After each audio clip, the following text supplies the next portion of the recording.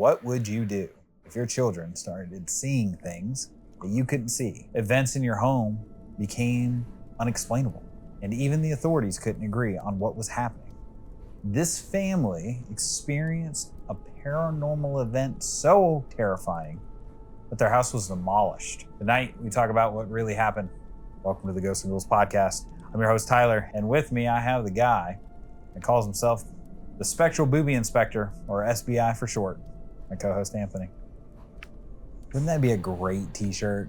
How you doing today? What this? SBI, Spectral Booby Also, I'm doing Inspector? great. Yeah, Yes. SBI, Spectral Booby Inspector? like FBI, like the Federal Booby Inspector shirts. Absolutely. Kind of funny. I'm good at my job. You're good. If you're new here, this is how this works. I want to tell Anthony here a fictional horror story, possibly with some real undertones, about a paranormal entity, extraterrestrial, ghost, ghoul, zombie, undead, nightmare thing, cryptid maybe, monster, where I've removed the name of the creature and or entities from the story and replace it with descriptions. Then Anthony here gets to guess what we might be talking about this week. Then we'll go over its history and what we're calling running the gauntlet, where Anthony will go through it, choose his own adventure story. Will he survive? He did last time. He survives most times.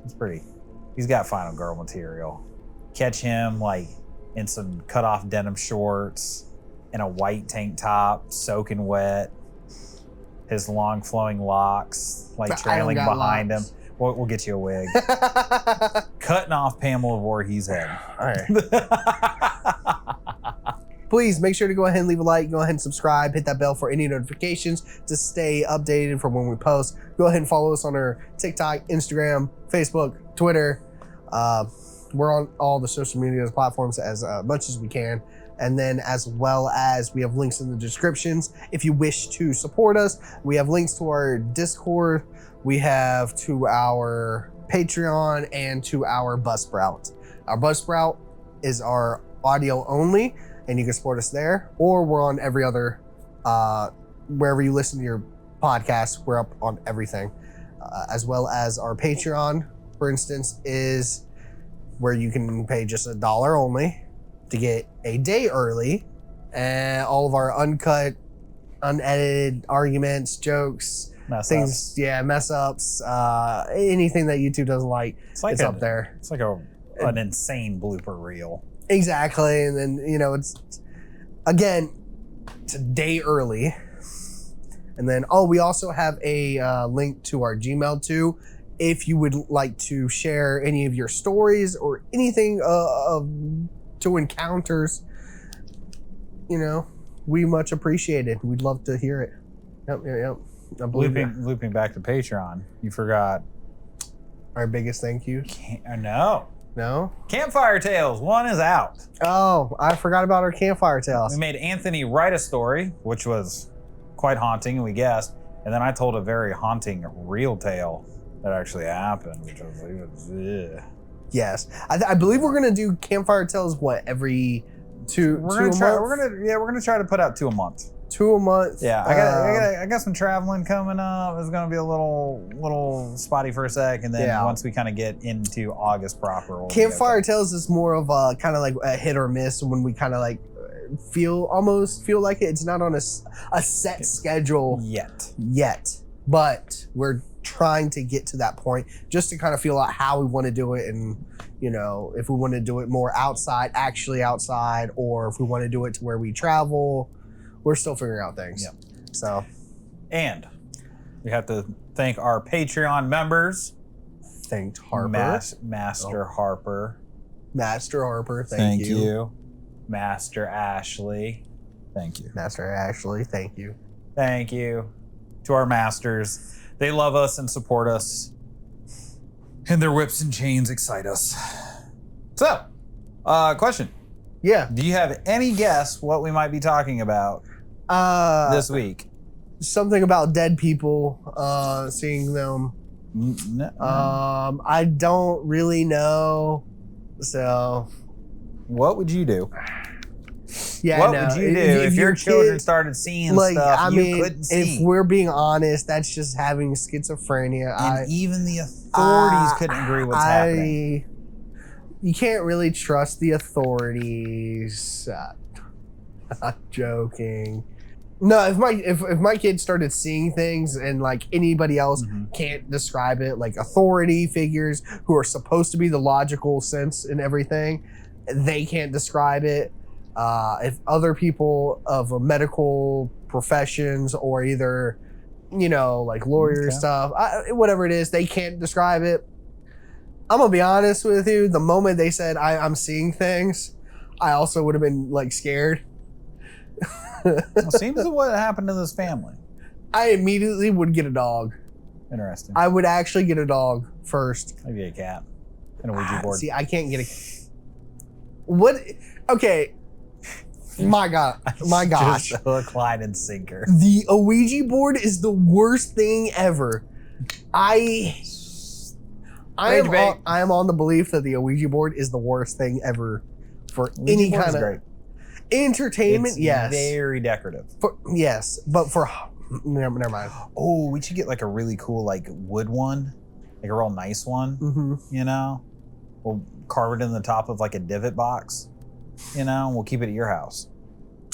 Why don't we get one like that's a Ghosts and Ghouls like custom made one with like a black background and like a little bit of like with the green letterings and maybe even like the keywords is like orange a little bit, It might be fun. You know who we're talking about this week? No, absolutely not. No idea? No, I keep going back to the... I see dead people. Oh, okay. I'm pretty sure, isn't that like the Sixth Sense? Spoiler alerts. If that spoils your Sixth Sense thing, you're about 2 decades too late. Probably 3. I'm just like happy Bruce I got Willis the was movie. young in that movie. Dude, I'm so happy I got that movie reference. Okay. Are you ready? Absolutely. This story is called The House on Carolina Street. When Latoya moved her family into the small rental house on Carolina Street, she thought the worst part would be starting over. The house was old and the neighborhood had seen better days. Money was tight, but it was a place to live, and for a while, that was enough. Then, that dream broke when the first encounter began. Flies. It was winter in Indiana, snow coated the yards and frost covered the windows each morning.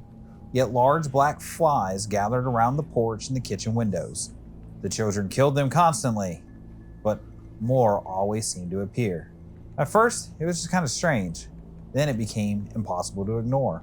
Then, the paranormal encounters began to escalate. Her youngest son began talking about people nobody else could see. A woman pacing through the living room, a man standing in the hallway, faces watching him from dark corners.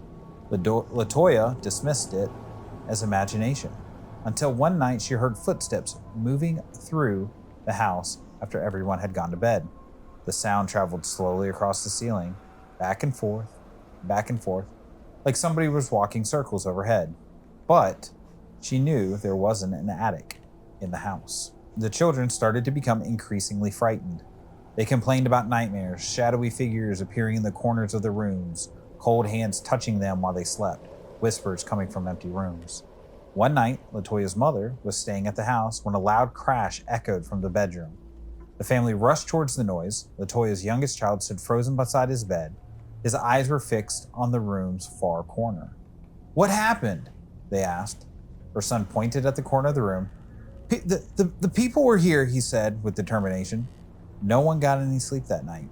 Days later, relatives gathered at the house after a funeral. As adults talked in the living room, Latoya's youngest son suddenly began growling. The sound didn't resemble a child's voice. Several family members turned towards him. The boy's eyes rolled upward until only the white showed. Then he collapsed. Panic spread through the room, and moments later, he sat upright and stared silently at everyone. After that, the atmosphere inside the house changed. Arguments erupted over everything. The residents of the house felt constantly angry. The children became withdrawn. Some rooms felt unnaturally cold. Others carried a foul smell that appeared and vanished without explanation. Latoya decided to seek help. Her friends recommended churches. Prayer groups visited the house and blessings were performed, and for brief periods, things seemed quieter. Then the disturbances returned, worse than before. One evening, a relative claimed to see a dark silhouette standing in the doorway of a bedroom. The figure appeared human, yet somehow wrong. Its proportions seemed distorted, its face hidden in shadow. The figure vanished before anyone else could see it. Soon after, one of the boys began behaving erratically. He spoke in strange voices. He described unseen entities surrounding him. At times, he seemed terrified. At others, he seemed strangely calm, as though he were listening to someone speaking that nobody else could hear. Concerned relatives eventually convinced Latoya to seek medical help. The children were evaluated by doctors and social workers. The family found themselves caught between two worlds. One offered medical explanations, the other, spiritual ones.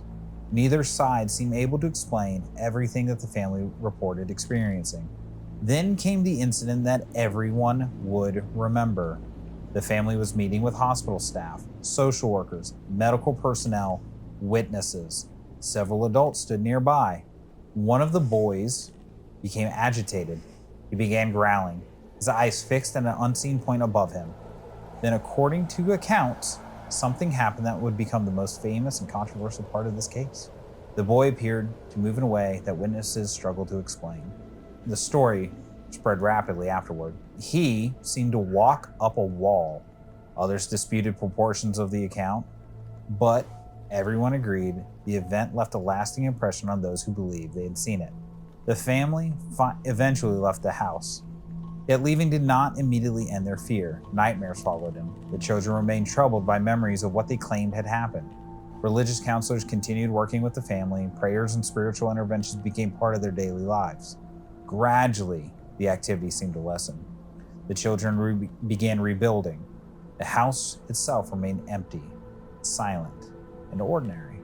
Years later, investigators, journalists, believers, and skeptics would continue debating what truly happened inside of its walls.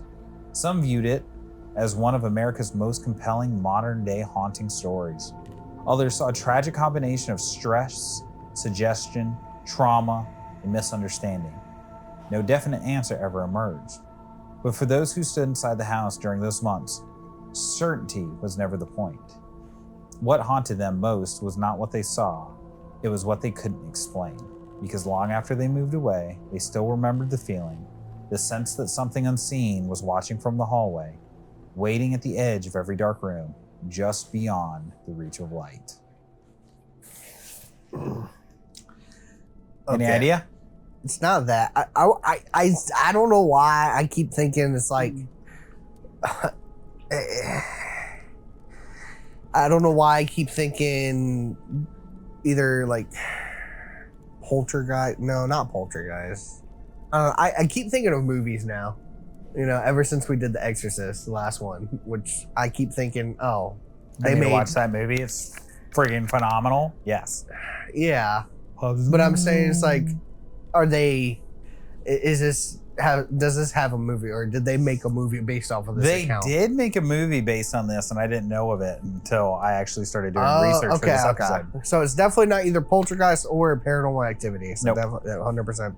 Okay. No, I don't know, but I feel like I've heard this encounter before, where like people, like, especially the claim of the kid climbing onto the walls. Mm-hmm. I think that was the biggest thing that they took away from this. Do you know of? But to answer the question, no, absolutely not. I do not know what this is. Do you know Zach Baggins? No, I'm terrible with like remembering names to faces. Okay. All right. So, this is the Ammons haunting case, sometimes called the Demon House. Oh. It is one of the most famous and controversial modern haunting stories in the United States. Yeah. It took place in Gary, Indiana, between late 2011 and 2012, and involved Latoya Ammons, her mother Rosa, and Ammon's 3 children. The case attracted national attention because it involved not only a family, but also police officers, doctors, social workers, and a Catholic priest. The crazy thing is, okay, and during my research, I'm 90% sure that there is an actual police record regarding this. Like, it's in an official record. All right, so timeline of the Ammons Demon House case. November 2011, the Ammons family moves into the Carolina Street house. Latoya Ammons, her mother Rosa Campbell, and her 3 children move into a rental home at 3860 Carolina Street in Gary, Indiana. I can say that because of things that we will discuss later. The house appeared normal at first, but the family later said strange occurrences began almost immediately after moving in. Her 3 children's ages at the time were 7, 9, and 12. In December of 2011, the first widely reported incident involved black flies appearing on the enclosed front porch during the winter. According to the family, the flies returned repeatedly despite being killed and despite freezing temperatures outside. Rosa Campbell later described the situation as abnormal because the insects continued appearing even after the attempts to remove them. Soon afterward, the family reported footsteps coming from the basement, doors opening and closing, sounds of movement when nobody was present, and a feeling that someone else was in the house. Into early 2012, as the months continued, the family reports became more intense. Rosa said she saw what she describes as a shadowy figure of a man walking through a living room. She also reported finding what appeared to be a wet footprint in the house. The family began believing the home contained a supernatural presence. The children reportedly began experiencing nightmares, feelings of fear of certain rooms, claims of unseen people, and episodes where they appeared frightened or distressed. March of 2012, the family began seeking outside help. According to the Ammons, the children's behavior became increasing unusual, speaking in different voices, growling, acting as though they were being controlled by something else, claiming to see spirits or demons. One of the most famous claims, Latoya's 12-year-old daughter, family members reported that the girl appeared to levitate above a bed during an episode. This event is among the most debated parts of the case because it was reported by witnesses, but has no independent physical evidence. April 2012, the case escalates when Latoya brought her children for medical evaluation. Doctors, nurses, police officers, the Indiana Department of Child Services all become involved. The case generates extensive documentation, including medical and government records later reviewed by journalists. One of the most controversial events occurred during the hospital evaluation. Witnesses report that Latoya's 9-year-old son behaved in a way that they described as impossible, with accounts claiming he moved backwards up a wall. Some witnesses interpret this as evidence of possession. Others suggest ordinary explanations, including behavioral or psychological factors. My man turned into fucking Spider-Man, and they're like, yeah, he's just psychotic. But going backwards. Yeah. Yeah, he's just sleepy.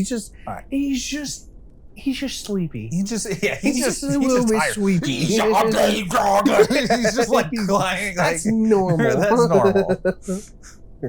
Dang it, Ralphie, get down. Not again. Your mother sucks cocks in hell. Like, oh no. All right. So, April 22nd, 2012, Catholic priest Reverend Michael Maginot became involved after the family sought religious assistance. He interviewed Latoya and investigated the claims. According to him, he believed the family was experiencing what he described as demonic activity. He later performed religious rites intended to address the situation. May of 2012, Maginot performs a blessing of the Carolina Street house. He also performed an initial exorcism-related ritual involving Latoya Ammons. According to reports, the family believed the activity decreased afterwards, although the situation continued to involve child welfare authorities and evaluations. In June of 2012, Maginot performed additional exorcisms on Latoya Ammons. He later stated that he performed multiple rites, including one conducted in Latin. According to Ammons, the frightening experiences eventually stopped after the religious interventions. Shortly thereafter, the family leaves the house. The Ammons family moved away from the Carolina Street property and relocated to Indianapolis. After leaving the home, Latoya reported that the paranormal activity ended. The family continued working with authorities, and Latoya eventually regained custody of her children in late 2012 after satisfying requirements set by the Department of Child Services. 2014, 2 years later, story becomes national news. The case gains widespread attention after the Indianapolis Star publishes an extensive investigation titled The Exorcisms of Latoya Ammons. The article examined hundreds of pages of records and interviewed police officers, DCS workers, medical professionals, psychologists, family members, religious officials, and the story became known as Demon House. Demon House. 2014, Zach Bagans purchases the house. Paranormal investigator and television personality Zach Bagans purchases the property after hearing about the case. He filmed a documentary investigation titled Demon House. Real original. The property became a destination for paranormal enthusiasts. In January of 2016, the Carolina Street house was demolished after Baggins completed his documentary project. The physical location where the Ammons family reported their experience no longer exists. Somewhere in an interview, it says that Zach said that he had to destroy it because it was evil. We don't know. No. But the legacy of the Ammons case continues to this day. The Ammons haunting remains controversial because it contains elements rarely found together. Evidence believers point to official records documenting unusual incidences. There are government records saying that this shit happened. Police involvement. Medical and DCS reports, a priest performing exorcism, multiple witnesses describing strange behaviors, but skeptics' explanations include psychological stress, family trauma, suggestion and belief reinforcement, misinterpretation of events, behavioral issues involving the children. But more than a decade later, the Ammons case remains one of the most famous alleged possession cases in American history. Not because everyone agrees on what happened, but because so many different people became involved in trying to explain it. So I have my thing on it. I was trying to come with some things to kind of dismiss it, right? I think it was actually true, especially because it's containing a lot of government records and everything, Yep. and then police reports. However, I think after a lot of the religious interventions with, like, you know, the exorcisms and even prayers or whatever, that the true, like, it stopped, right? But I feel like at that point she was like maybe wanting notoriety, right? A little bit, but she lost her kids, and so she was like, "Oh fuck! Like I went too far." Like, or now it's like, okay, I gotta stop with everything because I'd rather have my kids than the family. Yeah. You know, moves, and it's like, oh, ever since I moved, it stopped. Like it's done. So Zach Baggins, you know, later on, blah blah blah blah, gets it, and there's nothing. You know, I could see that. And then, like, to keep it up or whatever, he doesn't want anybody to know that there's actually nothing there. He's like, you know what? I'm gonna just destroy it. Destroy the evidence now. It's like there's nothing there anymore. However, I could also say it's like maybe there was like an active portal, you know, between the veil. Oh. So that's why, like, a lot of times, like, maybe some of the exorcisms didn't work, a lot of the prayers didn't work. It's because, you get rid of them, but guess what? They'd come back. He's the Ghost Adventures guy.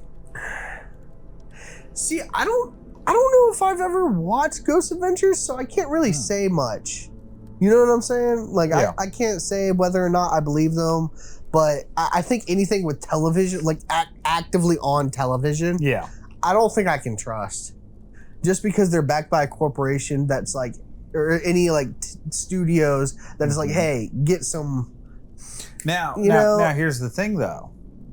You ready for my hot take?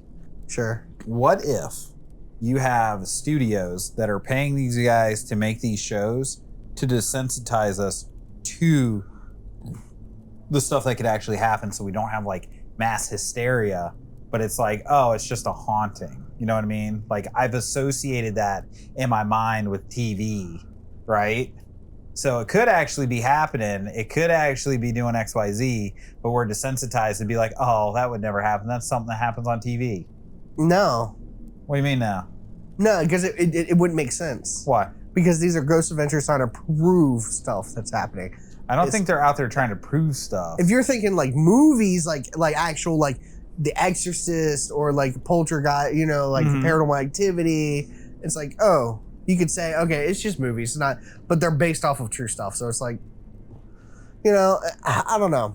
What I'm trying to get at is that I don't think it would desensitize us at all, because if you look at throughout history, tells a vision. Yeah, they're giving us a vision, but I don't think it works for that. I think it does. I think it does. I think it does. I think that we get, in terms of entertainment, so much stuff blasted into our brains that desensitizes us to so much. It's like back in the day, man, like you look at like, all right, take for instance, like the horror movies of like, shit, now 40 years ago. You know, you think your Halloweens, your this, your that, you know what I mean? Yeah. Like those were like crazy cutting edge, like crazy, like they were against the grain of society. Yeah. They were dark. You had The Exorcist that was like people walking out and fainting because they'd never seen anything like that before, right? And now like that shit's just all over TV. You know what I mean? Yeah. Like I mean, we're desensitized to it to a point. Sure, but I think those, I shouldn't have even brought some of those up, like The Exorcist and Poltergeist and all that, because a lot of them do say at the beginning is like, hey, this is based off of a true story. Yeah. It's like, okay, well, that's actually insane, right? But of course, but you can say based off of a true story on for fucking anything. for anything. Okay, yeah, that's based off of a true story. That's a good point. It's a story I came up with. But but like again, like everybody wouldn't think, oh, this is just, it wouldn't happen, or blah blah blah blah hauntings. Like it's throughout history, hauntings have been there since the very beginning. If anything, I would say more 5G gets rid of all, like, because spirits is energy, right? Yeah. And this is where a lot of people were saying like the telephone lines, the 5G internet stuff has disrupted a lot of the energy stuff. You know what I'm saying? I heard that conspiracy too. It's like it disrupts it, and it's like that's why you don't see that many more spirits anymore. It's like because they get disruptive. You know, it's like, oh, so we doing that now? Yeah, I'm blocking the 5G from my eyes. It's like, well, see, you're getting the 5Gs because you got the meta glasses. Mine are just plastic. You're getting that temple cancer. That temple cancer. Yeah, sure. But there was a thing that they said, and I thought they were crazy. They were saying the 5G is causing the COVID outbreak, right? They were like burning down the 5G towers, and we were like, that's stupid. They're dumb, right? And then later on, there was a study showing how the 5G actually interrupts your immune system, so it could cause like you getting sicker or whatever. And I was like, oh. You know, that's just my lack of information. So the government's trying to get rid of spirits. No. Give us all COVID. I don't think they were trying. I just think the more we adapt to technology, the more the spiritual realm goes away. I just feel like we aren't connected with it anymore. You know, it's because of it's disruptive. You know what I'm saying? You know how other energy waves or other like radio waves and all that stuff can disrupt stuff. Like it's like an EMP. You know, it just boom, blacks it out. You know what I'm saying? It's kind of like I don't know. I just feel like it's that. And again, but back to the original thing. Hauntings have been throughout history. I don't think they're trying to desensitize us the same way as they are with like aliens. You know? What if it's all linked? Like aliens are haunted? Like no. I'm saying like you got aliens, but like our energy, right? Because it's all energy. Boom, you're here. Your carbon life form dies. Your energy expels into the universe, and then you can like ride an alien into the stars, and that's heaven. What kind of acid did you take? I'm just saying, you know, you don't know. You don't know. You could be right. Maybe they're like sucking up our like souls. Or to use as fuel. Like, not trying to be this way. I'm a big nerd. So, like, what is it, like right there? Yeah. Well, we got Dungeons and Dragons, obviously. But behind Anthony and behind me on this other side are my Warhammer armies. You know, in there, they believe the God Emperor is a god. And then there's all the Chaos gods that are all aliens and gross. And you believe in them, and you can sprout like a bunch of dicks and stuff, like horns and stuff. So I'm just saying, it's all desensitizing us to the real thing. And what is that? Belief in the thing makes the thing. Mm-hmm. I think we can manifest energy. Manifesting $1 million. Start manifesting $1 million. Can you do that for me? Fuck this cat. What? Yeah, you went on that little. Look at this bitch. He got his leg all stretched out. He's all fat now. He's retired. All right, you ready to run the gauntlet? Sure. Are you sure? Yes, I'm sure. Okay. We're running the gauntlet normal. All right. Are you doing your normal style? So no, you're not doing it speed running? No. You sure? Yeah, I'm sure. The speed run almost killed me, but I had to lock in for a second. So. Okay. October 2011. Mm-hmm. You are Alex Mercer, freelance journalist, investigating reports of a small rental house where strange events have allegedly begun terrifying a family. Neighbors whisper about dark figures. Children claim unseen hands touch them in the night. Yo, you're the one that's thinking bad. Some insist flies gather in impossible numbers, even during cold weather. Most dismiss it as rumor, but you don't. You're here to prove whether the stories are true. You convince the family to let you spend one night alone inside their home. At 9:47 p.m., the front door shuts behind you. The family has already left for the evening. Sorry, my nose itches. You are completely alone, or so you think. The house is silent. A stale odor hangs in the air. The living room is dimly lit by a single lamp. Then, thump, something heavy strikes the floor upstairs. You freeze. Another thump. Then a dragging sound, as though something is moving across the hallway. Do you A, investigate upstairs, B, search the basement first, or C, stay in the living room and set up your cameras? I didn't give him the option to leave this time. So I wasn't going to leave because I feel like that'd be breaking the immersion of like, okay, I'm here to prove something. I hear something upstairs, okay? Yep. I'm actually putting myself into this situation. That like, okay, I'm here to learn, like, get some evidence. Yeah. Right? Yep. I'm setting up the camera first.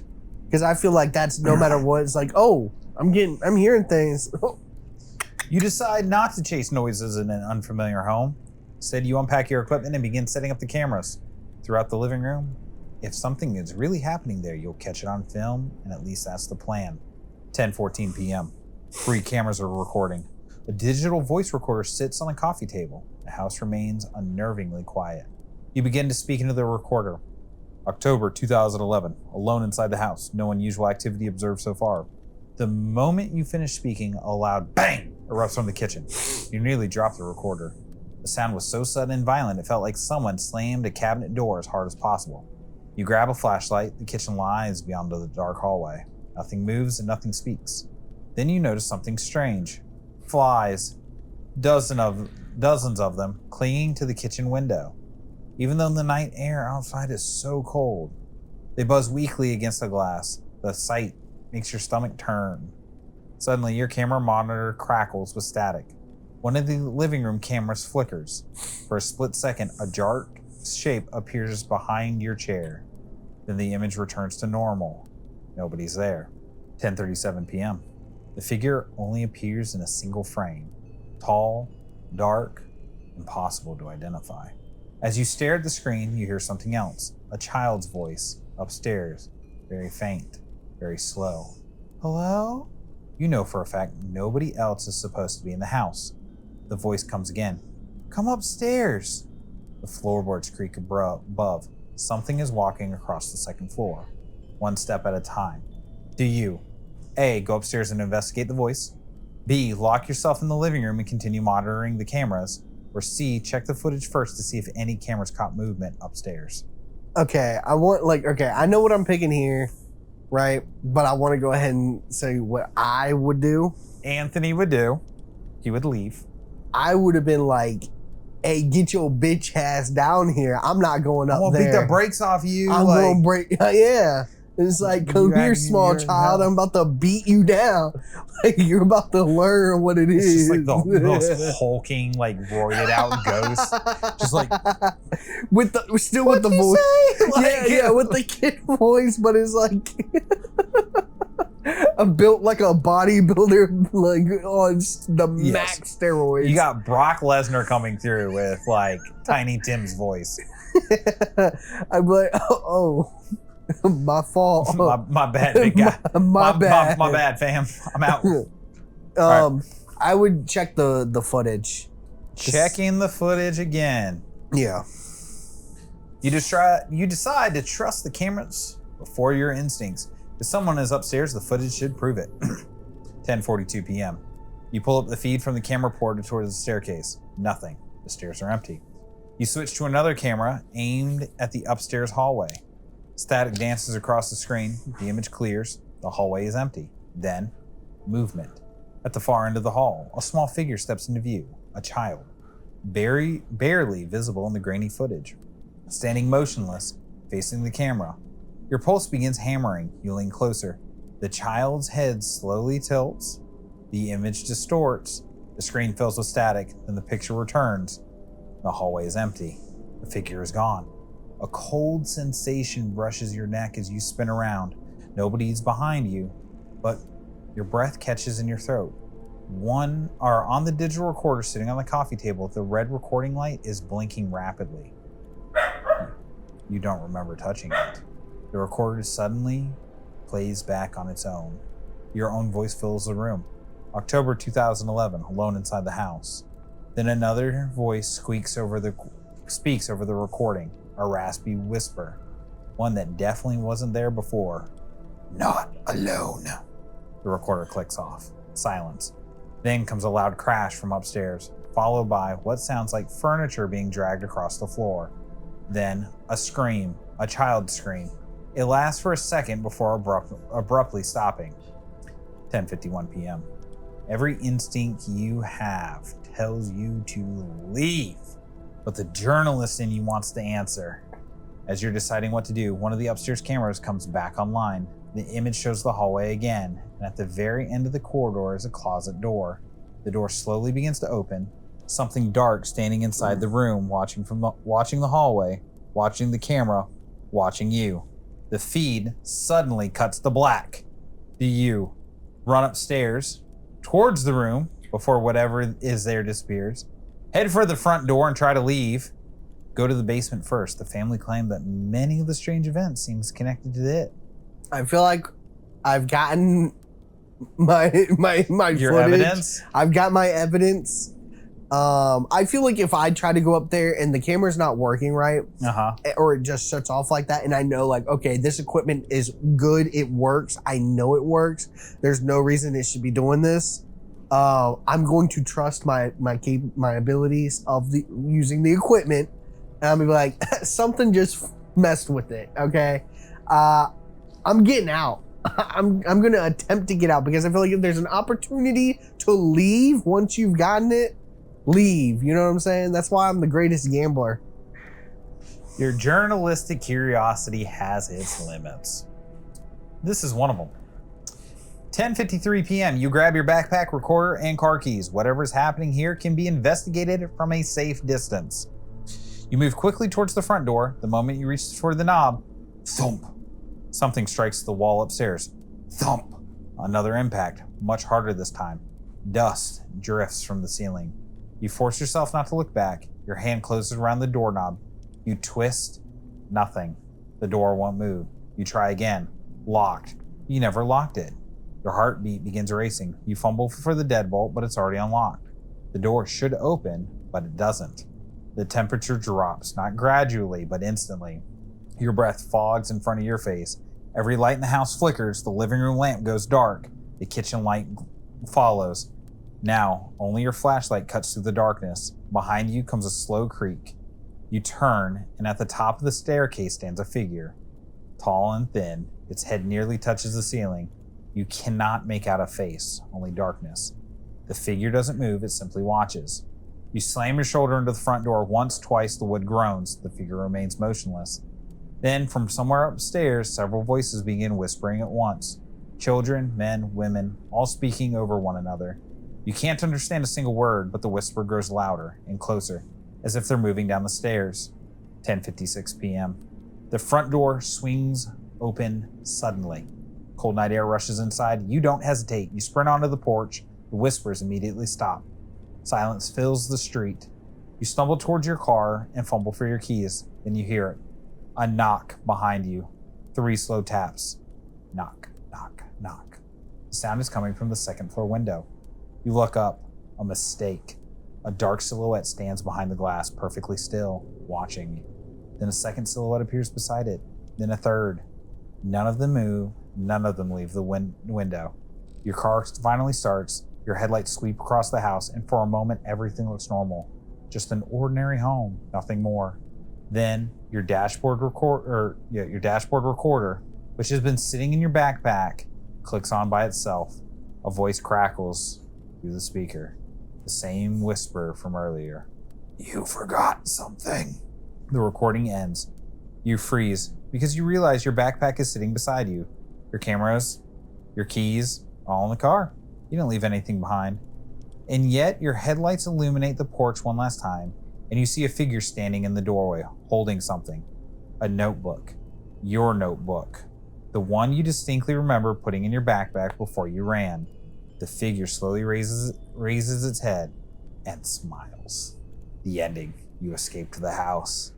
But when you review the footage the next day, every camera shows the same impossible detail. Throughout the entire night, from the moment you entered until the moment you fled, there appears to be someone standing directly behind you, just out of focus, just watching. See, sometimes you got to know when to fold them. All right, listen, that's why. Know Again, when to fold them. exactly. Like, I'm the best gambler out there. I was like, okay, listen, Bet it all on black. like, you got to know, like, once you win one time, it's like, okay, I got my evidence. I stayed. I got my evidence. You want me to go to the basement? Okay, Alone? hold on. I do want to bring this idea up though. Okay, you're in the house. You go to flee. Like, you're seeing shit on the cameras, right? Yeah. You see yourself like moving in and out of frames. You have a camera focused on you, right where you're sitting. Right. Watching all your equipment, listening to all these thumps, the doors opening and banging and everything. Feeling like there's nothing fucking there. You're reviewing camera footage while you're there. You're seeing some shit move. You go back and review the camera footage and there's something behind you just out of focus the entire time. Like, brother, I would shit a brick. I would, dude, I'm not going. I'm done with the paranormal. Okay. With the investigating. Do you know what would I'm out. make me stop investigating? Like, or even like, okay, no, I'm never investigating ever again. If I see a tall figure, Yep. and then like it has to tilt its head, because if it doesn't, like it hits the ceiling too much. Like slender and like, all ganked up there like this, and it's just looking at you. It's like running, or it runs to you. It's like I would actually like not get that brave like adrenaline rush. I would actually cower and cry, and then be like, this is it. You know what I'm saying? Because that scares me, because I've watched a found footage paranormal like hunt that they did, like spirit hunt or whatever it was. I forgot what they were investigating, a haunted house. I forgot what the movie was called, but there was like coordinates. The dude at the end of the beginning of it starts like, they find the coordinates. Don't go to this place. It's very, very haunting. Shows the coordinates. The team goes, and there's a scene in the movie where they're looking at one of the entrance window, right? A figure looks through it, breaks through that window, and then like just gets unfolds and just gets taller, and then starts running at them, and it's just like, oh no, I hate it. I think that messed me up, because I watched that, and then it's just like tall figures, just like the one thing that really started it. I know what it was. I was scared to death. No, No, this was back in my childhood. The R.L. Stein movies or shows. The R.L. Stein shows. Like Goosebumps and Are You Afraid of the Dark? But it wasn't Goosebumps because I was like, Goosebumps, as a kid, I was like, this isn't scary at all. I mean, this is entertaining. But then R.L. Stein, for a little bit more adult, Are You Afraid of the Dark? It was like, sure, let me...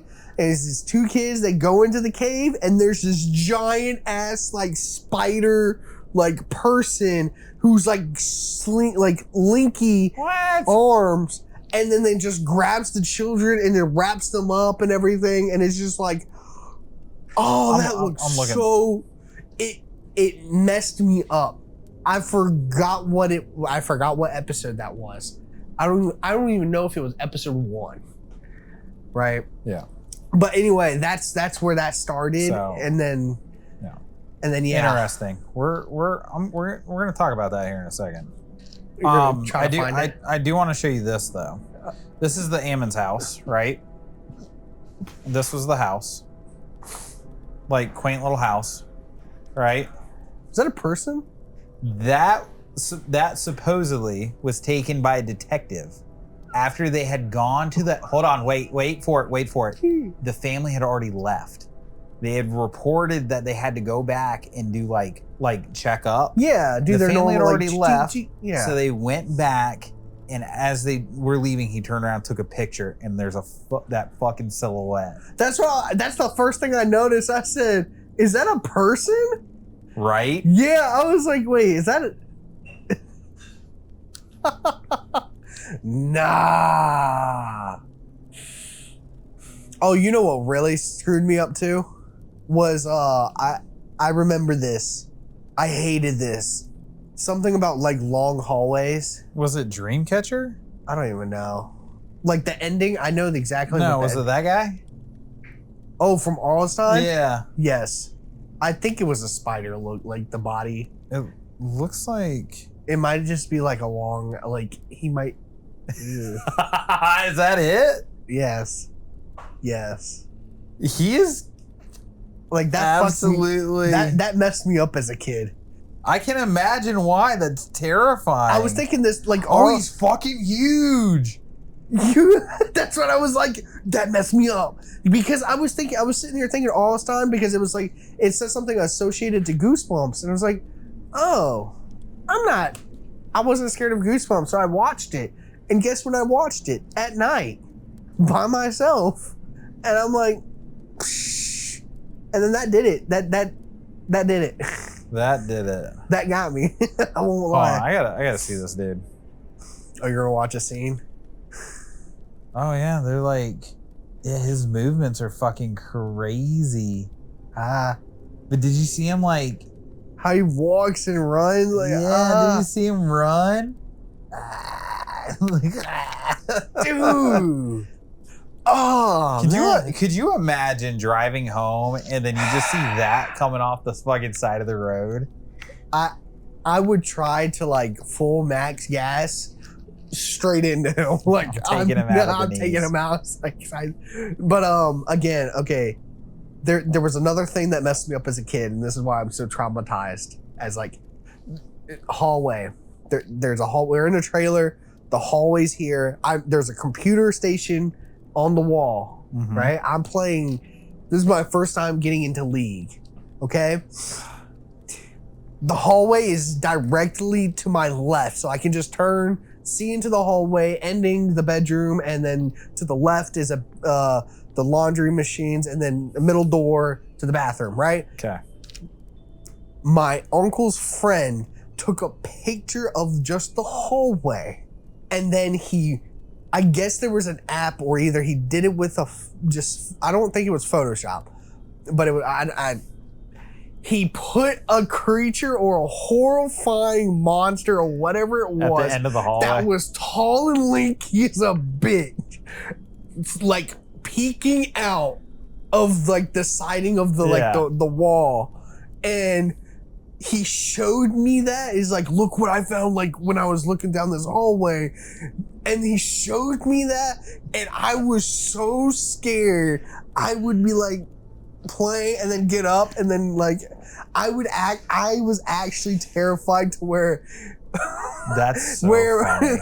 he apologized. That's so fucked to do to a kid, but that's so funny. And he was, and my grandmother was like, "That's not real. That's fake." That's so fucking funny. It's like, and then my uncle doubled down and was like, "I think I saw that before."